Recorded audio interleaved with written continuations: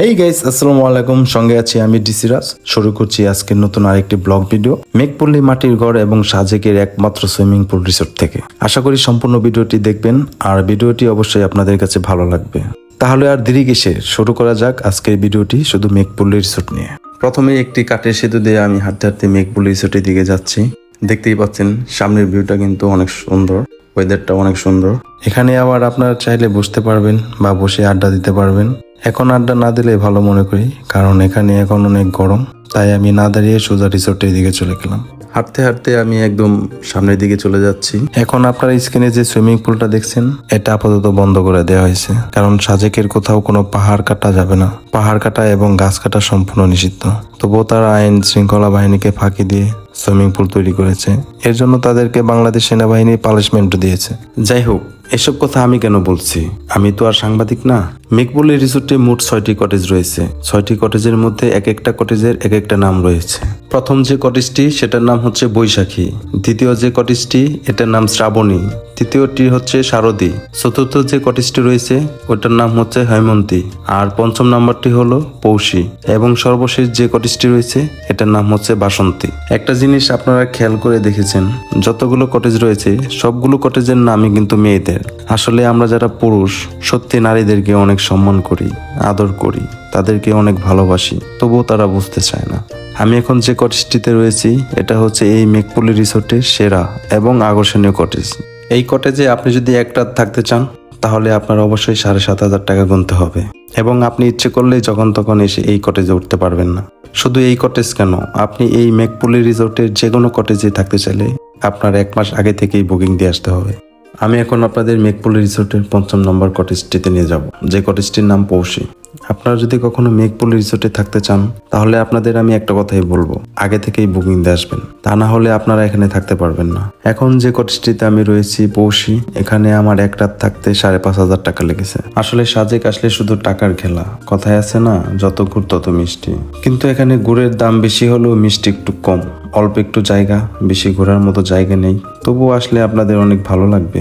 সাজেক এসে আমাদের যে টাকা খরচ হয় এই টাকা দিয়ে রিল্যাক্সে ইন্ডিয়া ঘুরে আসা যাবে। যাই হোক, আমি এখন আপনাদেরকে আমার রুমটা একটু দেখাই কি কি আছে এই রুমে, যার জন্য আমার এক রাত থাকতে 5,500 টাকা গুনতে হলো। স্যাড সং না না না, কষ্টের গাহান।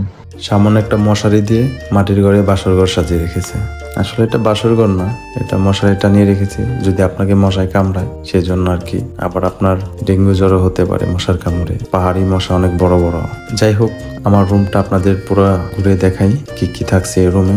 এই যে দেখুন, কাগজ দিয়ে কোন সুন্দর করে ফুল বানিয়ে দেয়ালে টানিয়ে রেখেছে। এই যে মিররের সামনে গেলাম, আমার চেহারাটা একদম বাংলার 5-এর মতো দেখা যাইতেছে। আসলে আমার চেহারা সমস্যা না, সমস্যা হচ্ছে মিররটা একটু ঢেউ ঢেউ। যদি কারেন্ট চলে যায় তাহলে এই যে হাত পাখা আছে, হাত পাখা দিয়ে আপনি বাতাস খেতে পারবেন। আর হাত পাখার বাতাসের প্রয়োজন নেই, মাটির ঘরে এমনিতেই ঠান্ডা থাকে। তবুও যদি আপনার গরম লাগে তাহলে আপনি হাত পাখা নিয়ে বাতাস করবেন। আর আপনাদের এখন আমি আমার ওয়াশরুমে নিয়ে যাই, দেখি ওয়াশরুমে কি কি আছে। বাহ, ওয়াশরুমটা অনেক বড় আছে, আপনি ইচ্ছা করলে দৌড়াদৌড়ি করতে পারবেন। যাই হোক, আপনারা কেউ দৌড়াদৌড়ি করেন না, কারণ স্লিপ খেয়ে পড়ে দাঁত ভেঙে যেতে পারে। এই যে দেখেন একটা মিরর, সেটাও ভাঙ্গা। যাই হোক, ওয়াশরুম থেকে বের হয়ে যাই।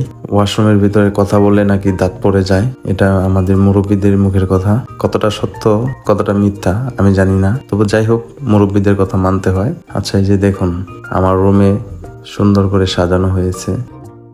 একদিনের জন্য হলো এই রুমটা আমার, এই রুমটা আমি কিনে নিয়েছি। এখন এটাকে আমি মনে করতেছি এটা আমার রুম। যাই হোক, রুম থেকে একটু বের হই, দেখি বাইরের ওয়েদারটা কেমন। বাইরের ওয়েদারটা কিন্তু জোস, আর আয়নার মতো চকচক করতেছে। দেখছেন আকাশের যে ভিউটা, জোস একটা ভিউ। সাজেকের একটা জিনিস আমার কাছে খুব ভালো লাগে, এই দেখেন রোদ, এই হঠাৎ বৃষ্টি, আবার রোদ। আপনার সামনেই বৃষ্টি হবে, আপনি যেখানে দাঁড়িয়ে থাকবেন সেখানে রোদ। আসলে এই জিনিসগুলো দেখতে আমার কাছে খুবই ভালো লাগে। আর এই যে দেখেন ঝিমঝিম বৃষ্টির শব্দগুলা খুব ভালো লাগতেছে। আর এই সুন্দর মুহূর্তটাকে আমি কথা বলে নষ্ট করতে চাই না, আপনারা বৃষ্টির শব্দটা একটু অনুভব করুন।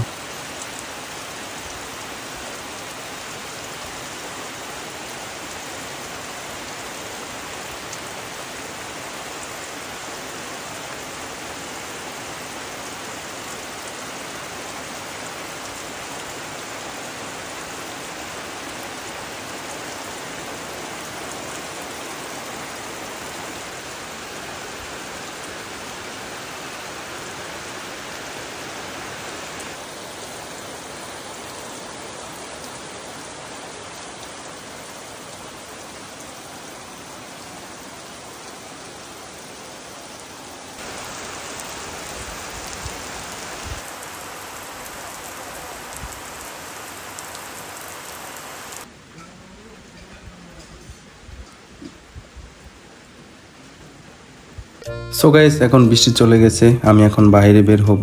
আর বিকেলবেলা কোনো পর্যটকই রিসোর্টে থাকে না, সবাই সাজেকের বিভিন্ন স্পটে ঘুরতে যায়। আমিও যাব, তাই একদম রেডি হয়ে এসেছি। কিন্তু আমি বাইরে বের হওয়ার আগে আমি কিছু ছবি তুলে নিই বিভিন্ন স্টাইলে। আর আমার শরীরে যে পোশাকগুলো দেখছেন, এগুলো আমি অমুক পেজ থেকে নিয়েছি। পেজের নাম বললাম না, কারণ তাদের সঙ্গে আমার একটি চুক্তি হয়েছিল। তারপর তাদের সেই চুক্তি যে কোনো এক কারণে ভেঙে যায়, তাই আমি আর তাদের পেজটির নাম বললাম না। সবারই অনেক পরিচিত একটি পেজ।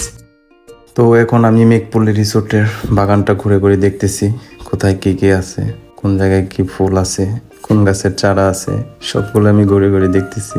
কারণ আমার বাগান অনেক পছন্দ, বাগানের ফুল, বাগানের গাছ সবকিছু আমার কাছে ভালো লাগে। তাই আমি পুরো রিসোর্টটাকে ঘুরে ঘুরে দেখলাম কোথায় কি আছে। তো আমি এখন বাইরে ঘোরার জন্য প্রস্তুত হয়ে এসেছি। তো আমি কিছুক্ষণের মধ্যে বাইরে চলে যাব। তবে এই ভিডিওতে আপনাদের বাইরের কোনো ভিউ দেখাবো না। আর আজকের এই ভিডিওটা শুধু এই মেঘপল্লী রিসোর্ট নিয়ে। আর আপনারা সম্পূর্ণ ভিডিওটি দেখতে থাকুন, মেঘপল্লী রিসোর্টের সম্বন্ধে অনেক কিছু জানতে পারবেন।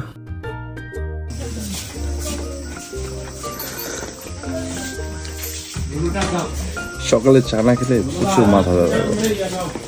আসলে চা ছাড়া আমি থাকতে পারি না। তো আর এখানে ঘুরতে আসছি, তো সবসময় একটু মন চাইলে চা খাওয়া যায় না। তো এখানকার চাটা খুব ভালো, তো সেজন্য আর কি ভিডিওটা করা।